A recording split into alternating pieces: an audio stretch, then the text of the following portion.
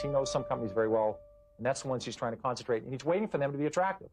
When they're overpriced, he says, I'll wait a little while, and maybe something will happen internally or externally, cause the whole market to go down or inside the company. Then he jumps in. So he's sort of like a dove flying over the battlefield with a big check. He's waiting for something to happen. And back once again with Warren Buffett.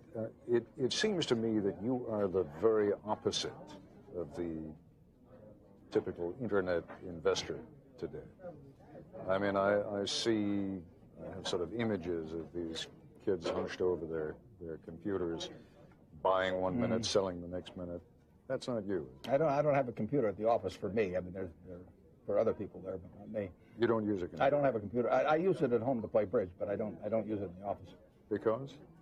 It's of no utility. I mean, all I'm trying to do is buy a piece of a business at an attractive price, and the computer doesn't tell me how to do that.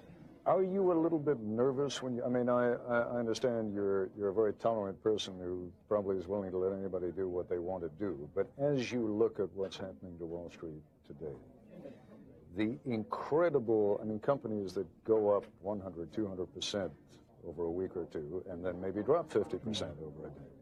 Does that make you nervous?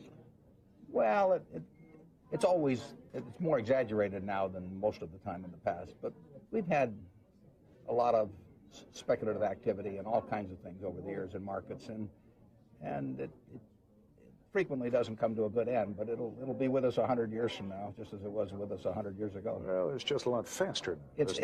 There's a lot of action, and people are day trading and that sort of thing. The one piece of advice I'd give them is don't do it on borrowed money. But many of them are. I know. I mean, they're buying on margin. Yeah.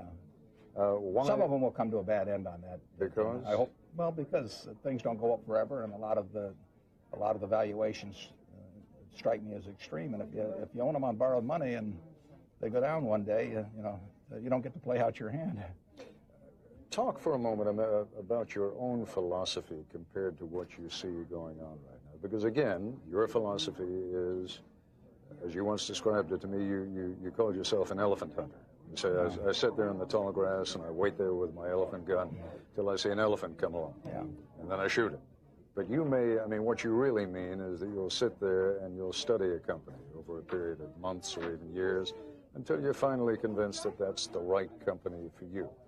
That is about as far from the way that a lot of trading goes on today as anything can be. Yeah, the key, if there's one key to what I do, it's I look at every share of stock as being a part of a business. So if I'm going to buy 100 shares of General Motors or General Electric or whatever it may be, I try and look at what the whole business is selling for, and then do I want to buy this tiny little piece of that business at that price? That means I think about the business. I don't think about the price action of the stock, or I don't think about what people are saying they're going to earn next quarter, or anything of the sort, or look at charts. I just try and look at the business. Now, what does that mean? It means I have to understand the business. A lot of businesses I can't understand. I can understand Gillette. I can understand Coca-Cola. I can understand Wrigley's Chewing Gum. I mean, those are things that I can understand, and I kind of, when I say I can understand them, it means I have a pretty good idea of what they're going to look like 10 or 15 years from now. That's understanding a business. Counting on the growth then of the businesses that you bought. Yeah, that's all. Yeah, I mean, we own See's Candy, for example. I haven't had a quote on See's Candy since we bought it in 1972, but I know the business is doing okay. I don't need a quote on it.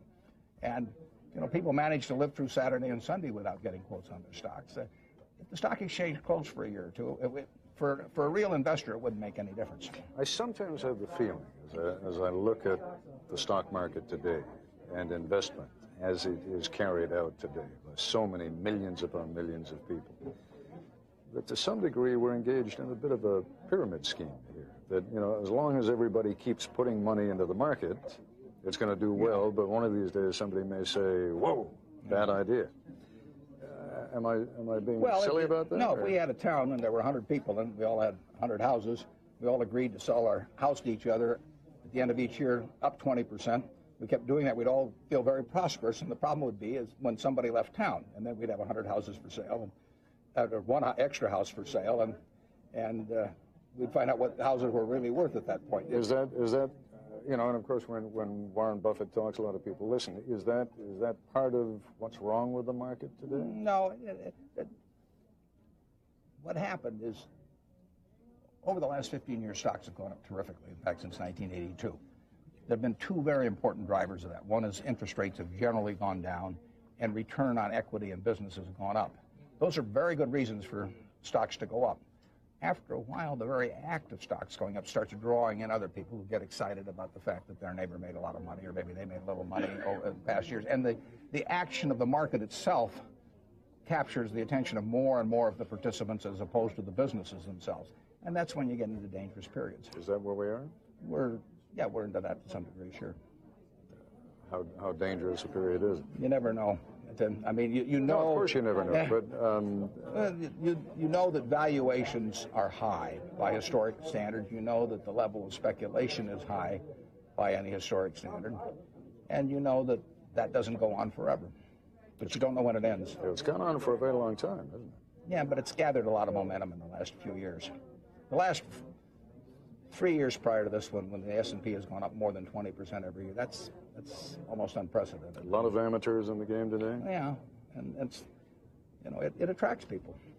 Well, sure, as long as they're making money. Yeah. And those people will get flushed out very easily compared to people who really want to buy a business. Your advice, let's say, to a 25-year-old who's making $25,000, $30,000 a year, but would like to see a little bit more come in over the course of the next few years, how should that person invest? You shouldn't buy on borrowed money. You should pay off all credit card debt before you buy, because any securities, because you're paying 18% on credit card debt, and you're not going to make more than 18% a year in the market. Then, if you want to pick stocks, stick with the things that you understand and look at them as businesses. If you just feel you want to own a part of American business over a period of time, you just put a little money in every month for the next 30 years into some sort of a group of stocks, maybe an index fund. Let's take a short break, and when we come back, I'd like to talk about the use of money. I mean, Sure. what money can be used for. Okay. Back with Warren Buffett in a moment.